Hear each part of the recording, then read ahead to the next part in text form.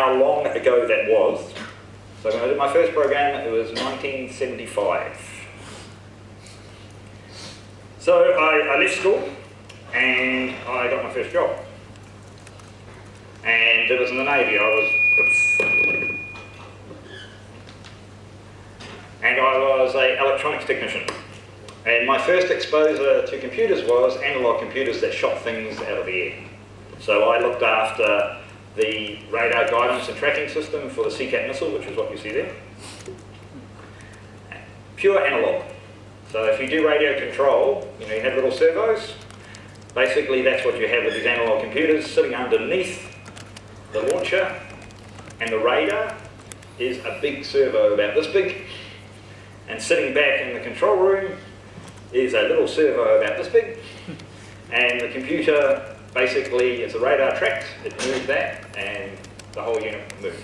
Same thing with the 4.5-inch gun up front. And with the Internet of Things around, you will see more servos coming back. So that was my first analog computer.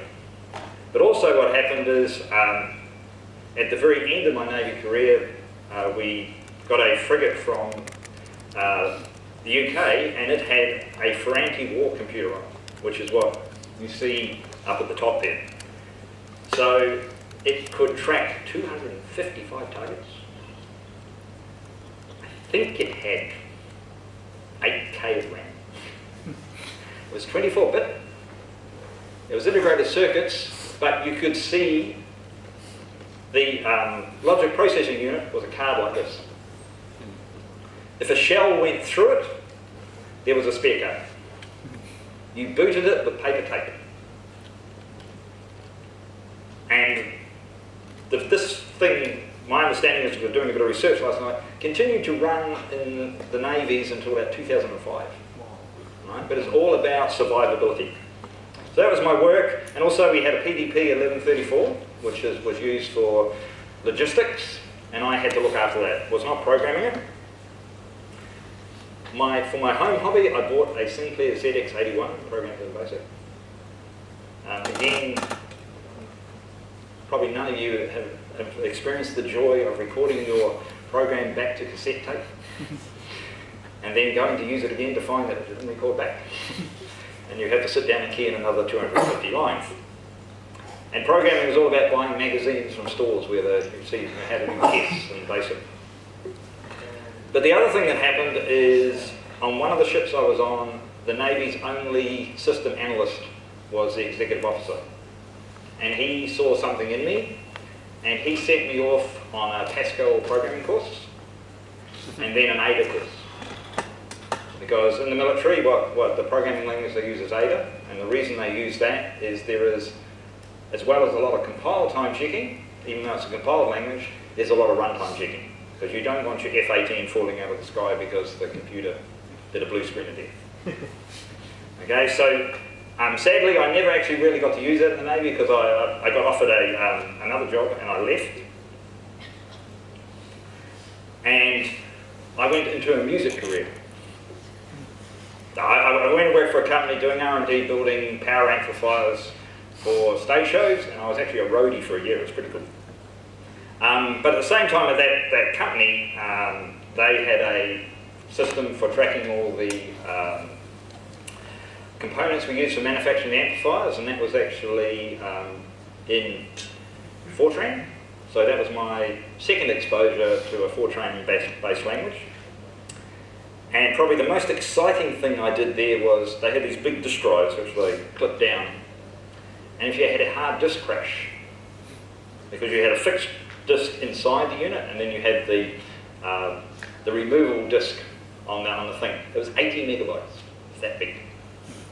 If it crashed, you would take one of these removable ones, you would remove the platter, and then you would go in and take out the crashed disk drive where you saw the big mark across it. You would put the platter in, and then with the oscilloscope, you'd line up the tracks. So I was only there, as I said, it was my one-year music career. I then moved on to a company that did embedded programming for industrial control, and I spent 3 years programming in assembly. And I was very lucky. The person that taught me how to program in assembler was a guy that thought seriously about structured programming. And his assembler code, even though it's very columnar-based when you see it printed out, his comments were like reading Python, believe it or not. I didn't know, there was no such thing as Python then, but it got into me the whole idea of structure and how about being able to read how a program works makes it so much easier to maintain. And we had 8K of RAM and 4K of ROM. And we propelled little bits of fruit down on a machine and weighed them or optical sized them. So that was a pretty cool experience. And the other thing that I did is we had an Apple II, and I wrote some programs for doing testing and things on that. So again, if you're too young, you won't remember the horrible green screen. And for home, I bought a NEC PC 8001, 64K RAM,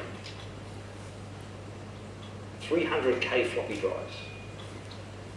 And it ran an operating system called CPM, which was going to be the operating system. And then Bill Gates came along and didn't become the operating system.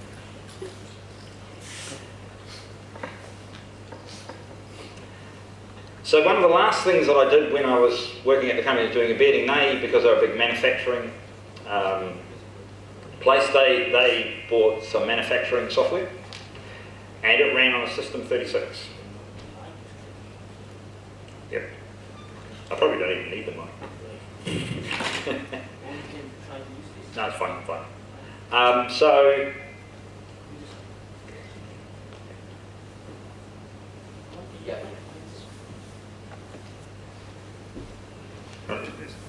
can you all hear me okay? Yes.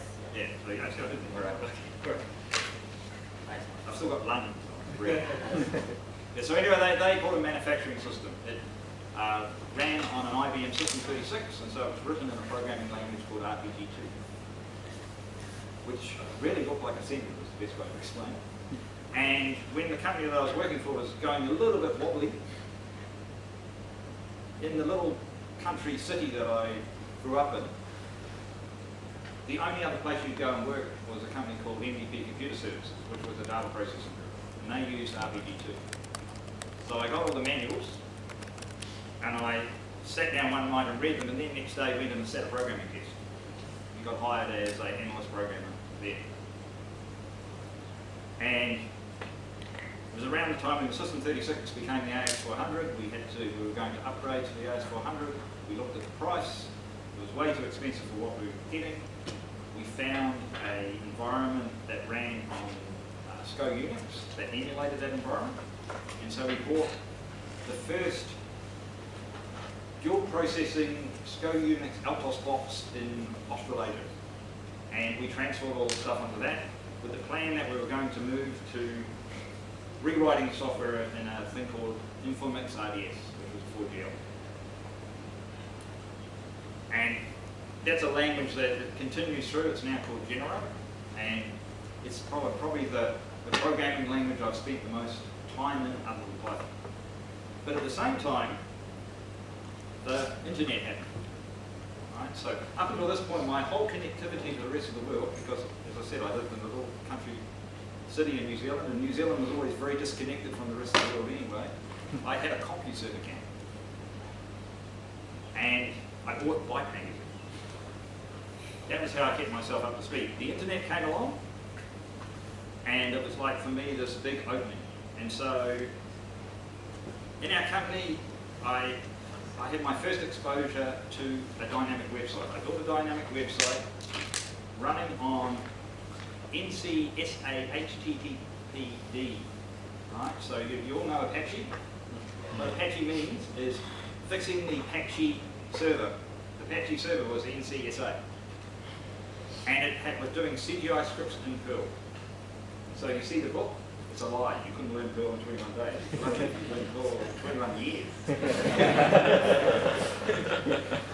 And we started with Mosaic, the Mosaic browser, and then Netscape came along with Navigator, and we had this running in all our offices.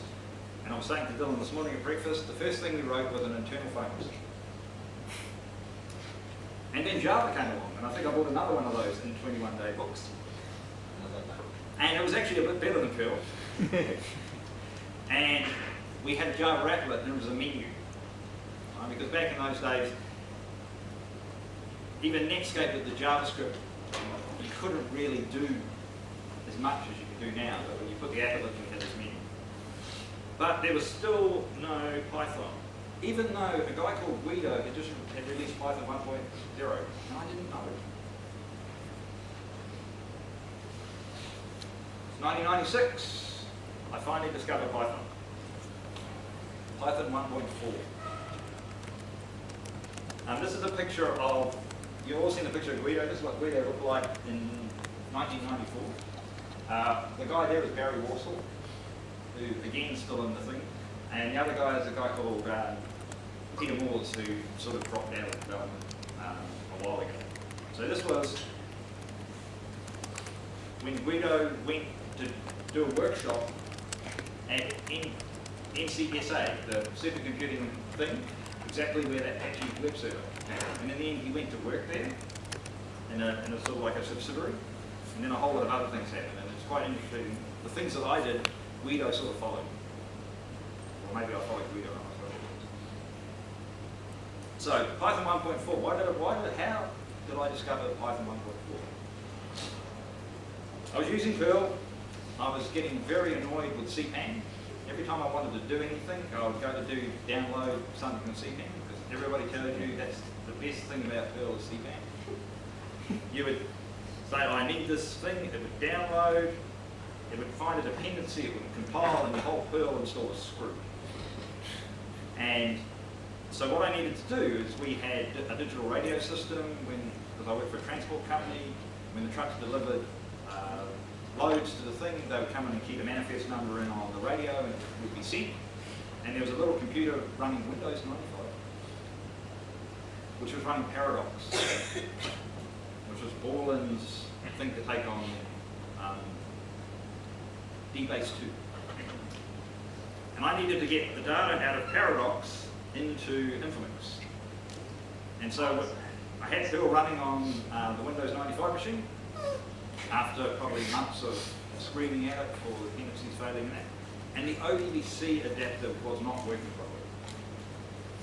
And I was running out of days, and I was desperate, and I went hunting for ODBC things on the internet, and I found ODBC.PY. So then I had to learn the programming language that would allow me to use ODBC.PY. And I went looking for Python in 21 days, and no such thing existed back then. And what I found is in probably 21 hours, I had what I wanted to do working. And I was hooked.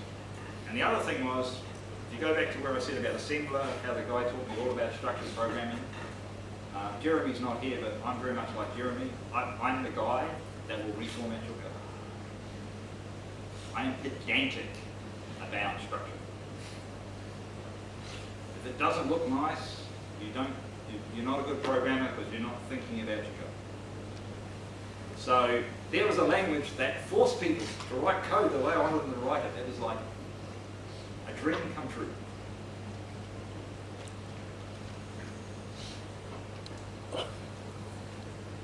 So then I started, look, I want to do web stuff in Python.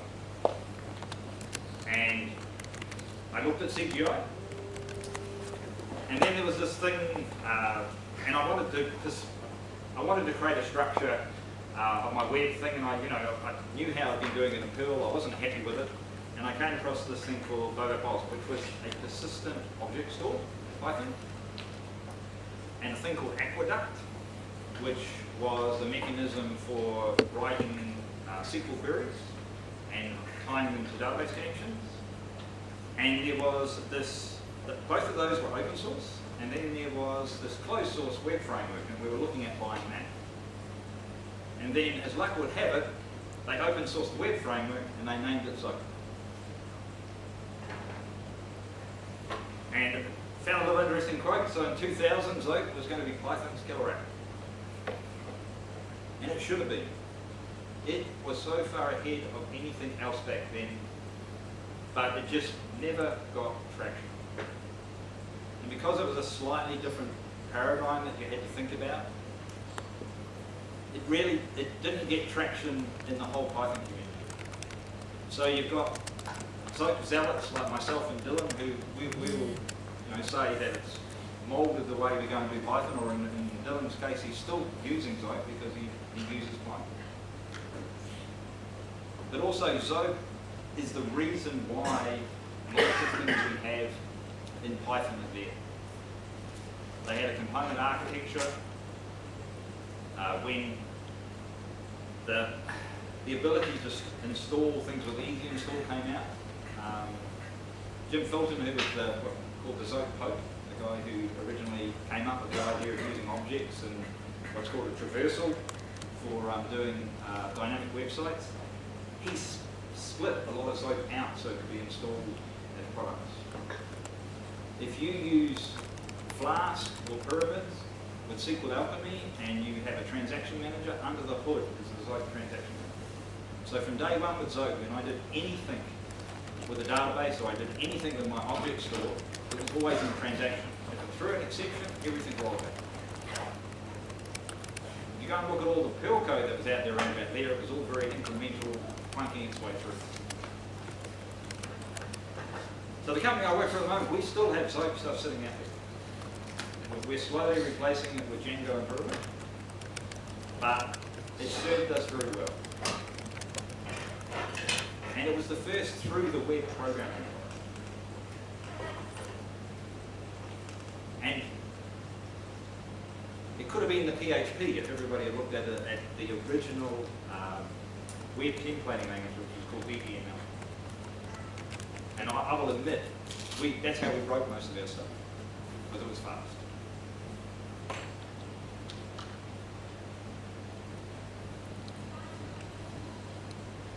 So CPython is actually only the reference implementation of Python. There are more Pythons. And it's interesting, I actually probably spend half my time in the alternate implementation. So as much as I love Python, and as much as we use a little bit of it in our product, and even though I am the CTO, I set the technology direction, because we program enterprise, I can't turn around and say we do everything in Python. And truthfully, we're not developing simple websites. We're developing really complex input forms which have multiple states. We're posting tens of thousands of records in one post routine and things like that. So you end up having to use enterprise things. That's what people expect. So Python's very much been, for me, a thing that you sneak in the back to do stuff. When you're using one of these enterprise frameworks and it doesn't support something that's just new, Python normally does. Probably the biggest use we have for Python is because our product runs across Windows backend through Linux, AIX, Solaris, Oracle, HP UX. We had to have a cross-platform scripting language for all the stuff that goes on in the background, and that's what Python is used for. So for a while, when I came, we used to have our Windows version of all the supporting .command scripts, which were very limited, and we had all the Unix shell scripts. So Python, that was the first thing we did, was replace that. And most of our web portals back in the early time were written in Zope. Probably the biggest thing we achieved with CPython is the 4GL we're using didn't have the ability to generate really nice printed out. It's very much of the destroy the forest type library. And so we wrote a WYSIWYG reporting tool using a product called ReportLab, which is still going on and it's really good if you want to generate PDF. We still use it. For 3 years, it generated the budget book for the label. We used something else to do that. But it was one of those things, we had a problem. We couldn't solve it with our tool. There was no way we were going to rewrite something else. We stuck Python in the back end and we had a solution. my exposure to Jython came along was I always had this thing, we had a few things in Java, and it was like, well, if we can't do it in Java, I could always do it in Jython. So where we use Jython a lot is for other reporting, because sadly Python still lacks, other than report lab, which is limited to PDF, a really good cross-output reporting tool. Right? There's lots of different things. You can output to Excel if you get this library. You can output to PDF if you have report lab. You can output to some printers if you go and write something in Python. If you go to Java or .NET, there are reporting libraries that basically you design your report and you can output it anywhere. So in Java land, it's something like Jasper reports. So that's what we do, is all our wrappers for all our Jasper reporting is all done in Jython. Because we're running on Windows, I needed to make sure that we could do things in .NET. And so when Microsoft, much to my surprise, created this open source implementation of Python called IronPython, I actually was on community development team. I think I was even MVP for a while there, but it was a really interesting experience. Now, one of the reasons why I was quite interested in this is whereby Zope should have been our Ruby on Rails, and it never was. When WSGI came out, all of a sudden we had a mechanism where people could develop a web framework that could go across things. And so I wrote the one that runs under iOS, right? This is before IronPython. So there's an Australian guy who's written a set of extensions called the Win32 extensions, and with those I was able to write a ISAPI adapter that basically implemented the WSGI interface. So when we started doing our Django work, and it was way before pyramids, we would use Cherry Pie. I wanted to be able to deploy it in Windows environment exactly the same way as I wanted to be able to deploy it in my Linux environment. So in Linux, I was using ModWSGI, and my claim to fame in ModWSGI, because you'll see my name up on the website, it's not, I have written not one piece of code. But Graham Dumbledon, he and I had a conversation, and supposedly out of that conversation we had, that's where ModWSGI came from. So my attribution is, I got my name on the website because of that. But the interesting thing that came in IronPython came along. Another guy in the US wrote a beautiful WSGI adapter in .NET. And a lot of the limitations of my one just disappeared with that. Microsoft have now released that in the wild. And sadly, there's a very small community that keeps it going. The other thing that I play with is PyPy, so that's the Python written in Python. Never used it in production, even though I've given talks on it about is it ready for production. It's my backstop. One day, when I'm using Python, it's not fast enough, I'll pull out my PyPy skills. That's the really neat thing about the environment that we're in, is we've got all these options. So just don't get locked in that C Python is your only option. One thing to use IronPython for in one of our subsidiaries is, I remember that they had this thing where they wanted to write, they wanted to write business rules. So it was all written in C#. And they showed me this sort of form thing where they were trying to build up a thing where you had little drop downs with and or there were ifs, case statements, things like that. And they weren't happy with it, and the client wasn't happy with it. And I said, oh, you do realise that you can embed a scripting language inside .NET. And I was thinking Ruby. Because I thought we've got to write a domain-specific language. Ruby's really good at that. I personally don't like Ruby, and it's purely a bias because it looks way too much like Perl to me. Any language where the variables have to have a symbol prefix, there must be something. But, you know, I thought they're really good at writing domain-specific languages, and Ruby code where they do that, it looks beautiful. But I didn't really know that much about Ruby at the time, so I sat down with the guys and said, I'll show you what I can do in Python. And I went back to the hotel, and the next morning I came in and they were showing me the rules engine written in Python. So I didn't even need to actually force them down the thing. And the interesting thing is, even the client does not realize that they're programming in a programming language, because they've only taught them a subset. And the fact that they could access all the C# objects and do things with them.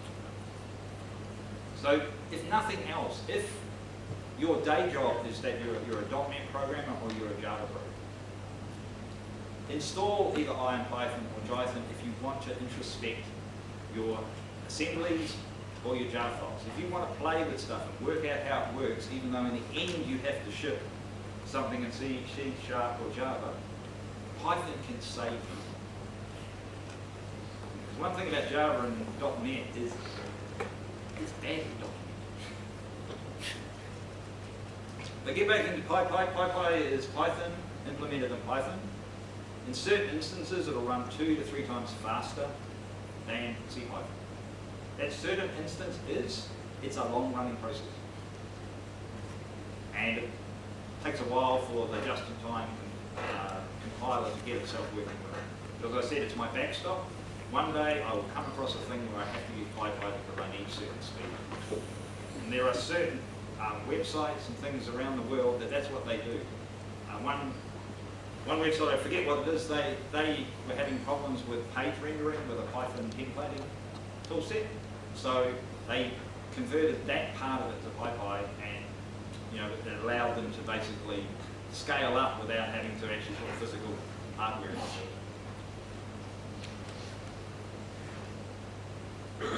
Since I'm old, I thought I'd better have a discussion on it.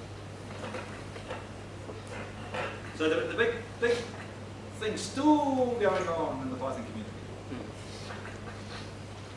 So I'll give you a parallel. It's 2003. I'm speaking at the first Open Source Developers Conference in Australia. So what it really should have been called was the 3P Languages Conference. So it was Perl people, PHP people, and Python people. Mainly Perl people. So this guy got up and talked about Perl 6. About it was coming. And I mean, this guy, he was number 2 to Larry Walker. So he's standing up there talking about, we will be delivering Perl 6 next year. And then he went through to show all the wonderful features of Perl 6, and one he was most excited about is that he could create his own keywords using Unicode, and he had something written in Korean. 2004, I go back. They've got a guy talking up about the first Perl 6 interpreter written in Haskell. Slow as anything. There is still no Perl 6. Because there doesn't need to be Perl 6. That's my biased opinion. Not because I'm not a great fan of Perl. It's just everybody could do what they needed to do in Perl 5. The problem is if somebody comes along, they have trouble working out what the person is doing in Perl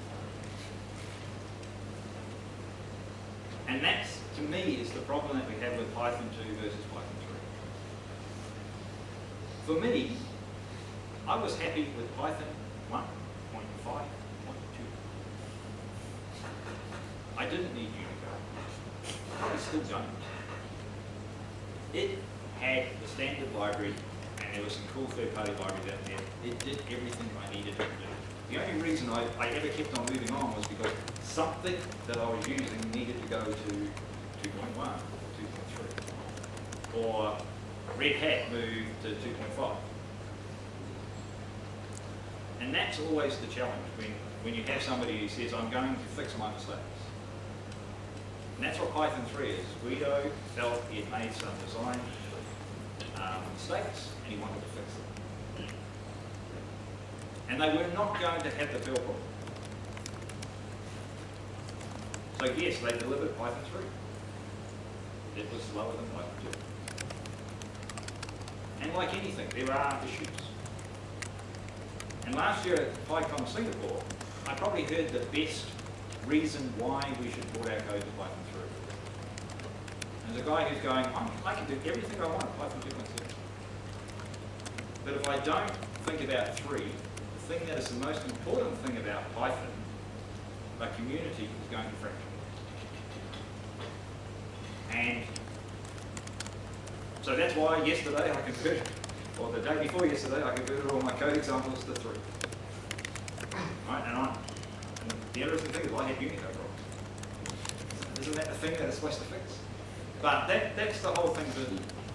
The nice thing, if you really look at the changes that Guido and the team made, it's not that hard to think in 2 or think in 3. And again, it's going to, we're back in the situation is what is going to be Python 3's killer app?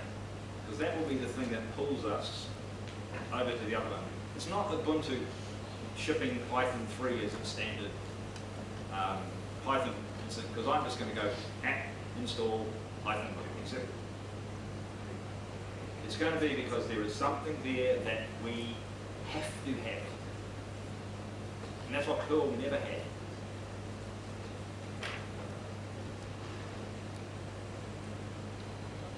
So why is it still my favourite programming language, even though I don't probably program it as much as I would like? So as I said, I was happy with 1.5, 1.2. I was probably happy with 1.4. Let's move on. I think it's over with 1.5. I mean, some things have changed which have made it better. We have our own version of CPAN now, it's Cheese Shop. Not PyPy, should have never been called PyPy. It's always been called Cheese Shop. We have an ability to install. Yes, sometimes there are some issues with it.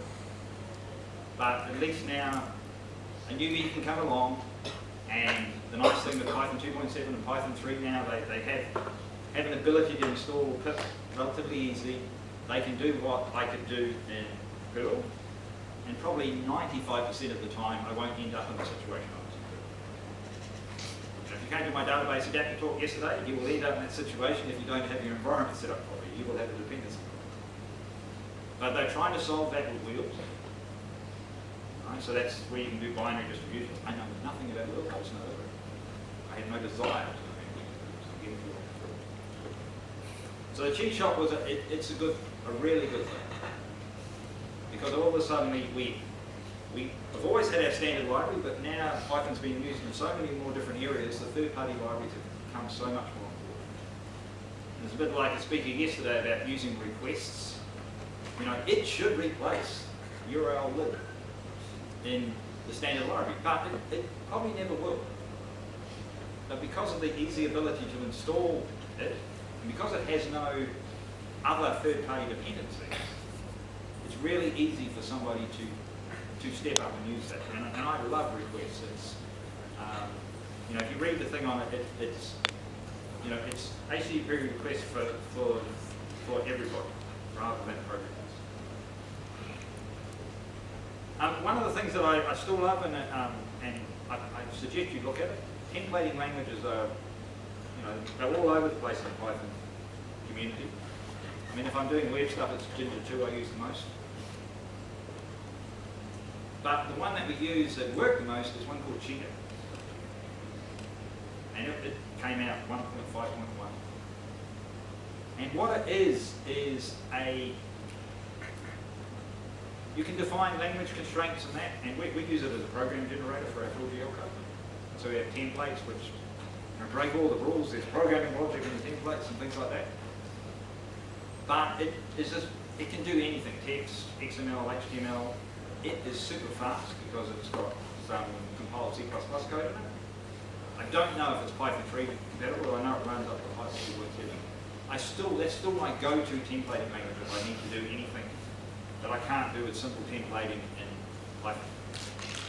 So that has been with me since 1999. It's my tool I always pick. As I said, we're using Django and we're using Pyramid. Because I'm a SOAP guy, I prefer Pyramid over Django. All my other stuff prefer Django over Pyramid.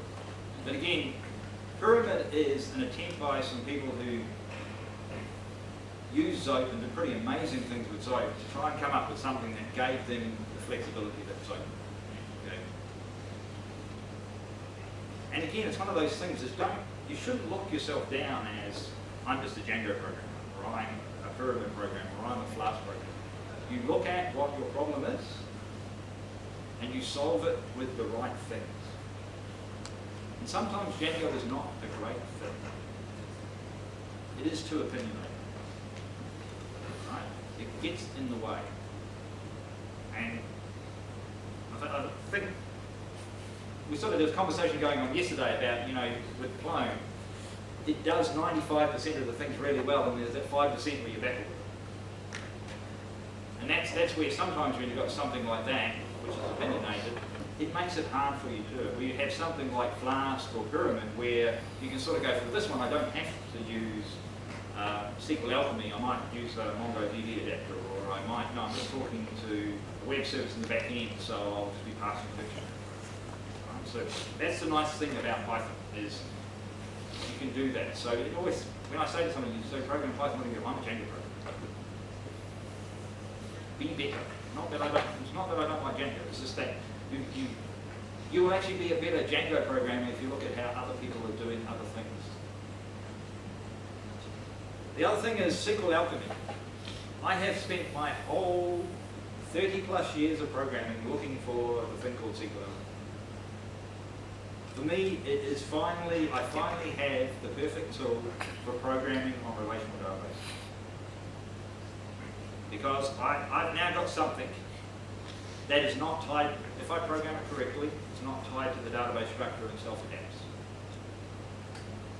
And I have been looking for that for years. So when it came out, it was like, if there's the library I love the most in Python, it's that. You should look at the code. It is beautiful. Look at the documentation. It's amazing. If you do any Python thing that you want to put out there in the world, use that as an example of how you should do it. Django would probably be the next one. That's why Django got such mind space. They thought about the documentation. I don't know if anybody ever used Django 0.8, which I did. It's come a long way, courtesy of the community. So that's me finished. Why I like the coolest thing for me is in 1999 when I came to Malaysia and I used the word Python. I'm sure there were some probably Python programmers out there, but nobody knew what it was. It is really great that you can have a conference. For me, for my what I consider as my second country, even though I live in Australia, I'm an Australian citizen now, I think of Malaysia more as my second country, and Australia is probably the third. It's really great. But what we need to do is to get it out there. We need to get rid of all those PHP websites. We need to convince the government Python is the way to go. Then this will be full. That's your mission. Okay? So I really appreciate the committee asking me to do the keynote here. Even if they hadn't asked, I would have probably put on 2 talks anyway. For me, I just feel so wonderful that you guys could actually organise this conference. The thing that I will say to you, it will be easier next year. Keep the venue. Don't change the venue because it will become hard again. All those problems with Wi-Fi, issues you probably had with negotiating things, getting buses organised, all that kind of stuff, you've been through the pain. Next year's one will be the fun. And I know you guys want to do PyCon.MY. You will be able to do it. So thank you very much.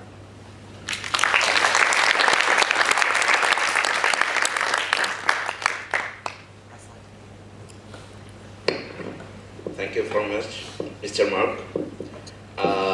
We have a tea break and we'll come again at 11:30 with Let Python See Your Home at DK2.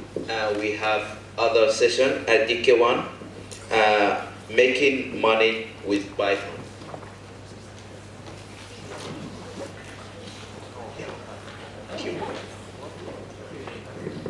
Q&A. All right, questions? Any questions? For Mr. Mark, all right. Do you see any difference in terms of Python not keeping up with the latest version of Python? Does that cause any problems with your... I mean, it's at 2.7.8 now.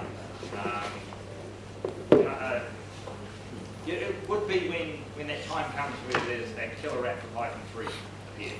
But I think that will give the guys enough incentive to actually do the thing. But there is a branch where they are actually working down a Python 3 thing.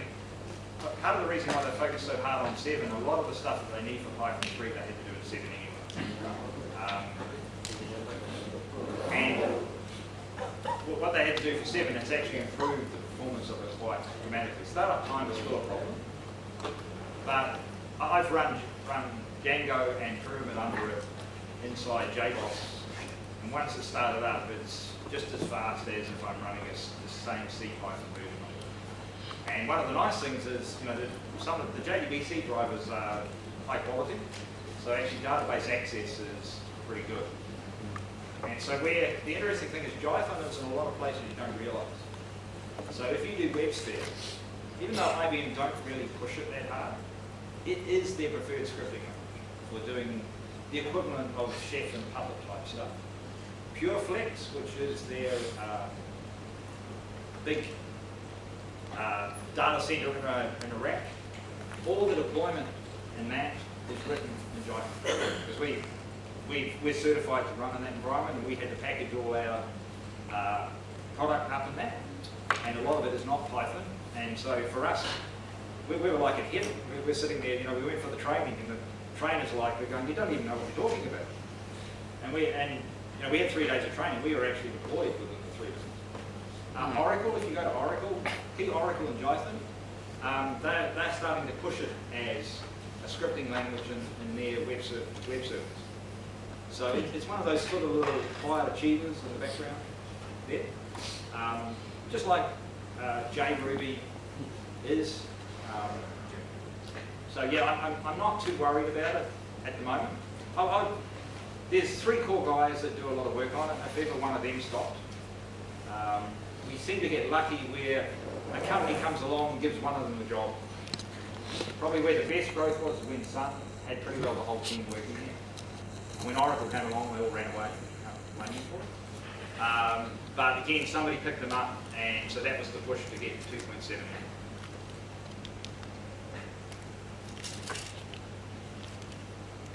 All right, any more questions?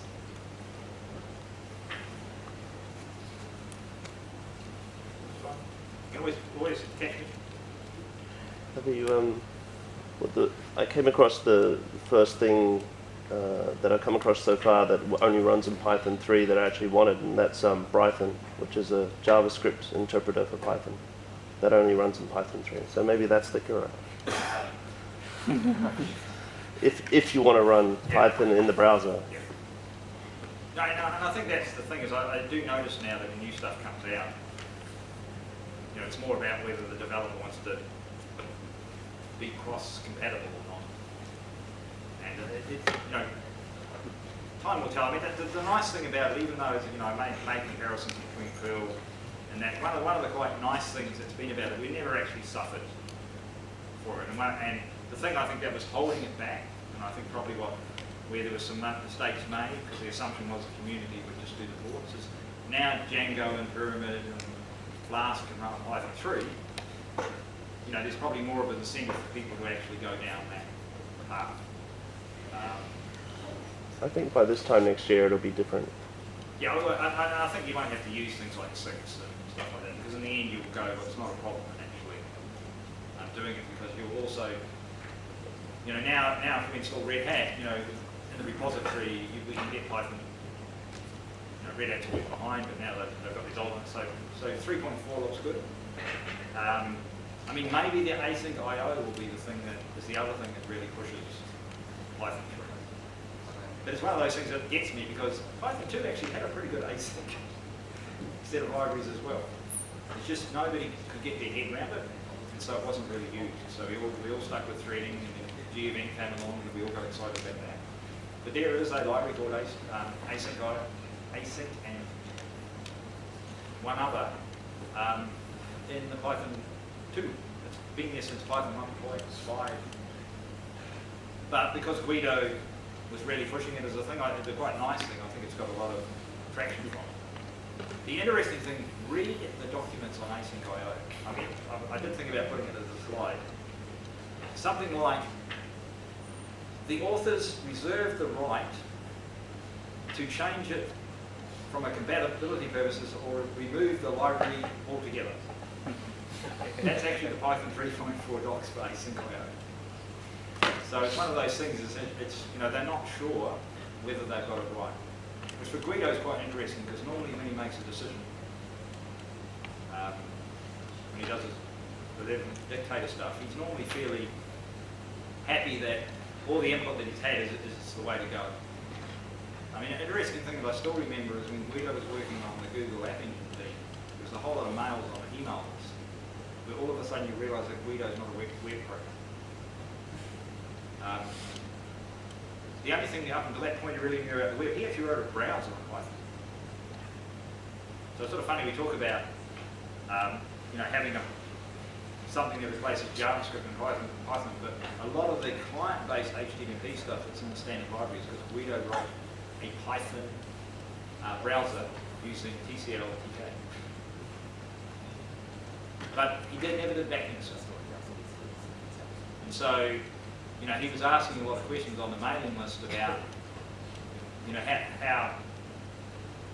how was a good way of, what's the sort of pattern you use when you're doing forms and things like that.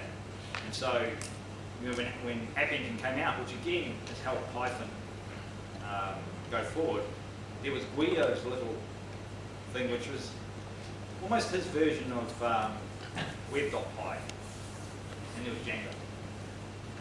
So sort of trying to give this little thing to do sort of one-shots type stuff, and something that can do bigger stuff. And then now the nice thing with Google App Engine, you can pretty well, all the limitations that prevented libraries and stuff like that, you can pretty well do anything that you do on a standalone or an Amazon or in the cloud, you can pop up and access. So it's one of those things where Google sort of helped it. With that, it was actually a little bit easier for me to push Python when I was talking to a client. Everybody used that Google was using it, but then of course somebody would find a thing, no, they only use it for protocol. Or it's that when I have a question, it comes up, it ends in PY on the Google side. So when App Engine came out, it was easier, even though it's a lie. You could say that, well, see, Google's using it. They don't really use it that much, but they do use it for rapid protocol.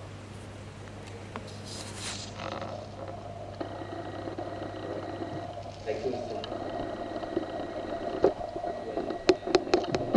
follow the tea break, and then would like to remind since the guy problems, we have a session led Python, See Your Home by Jackie.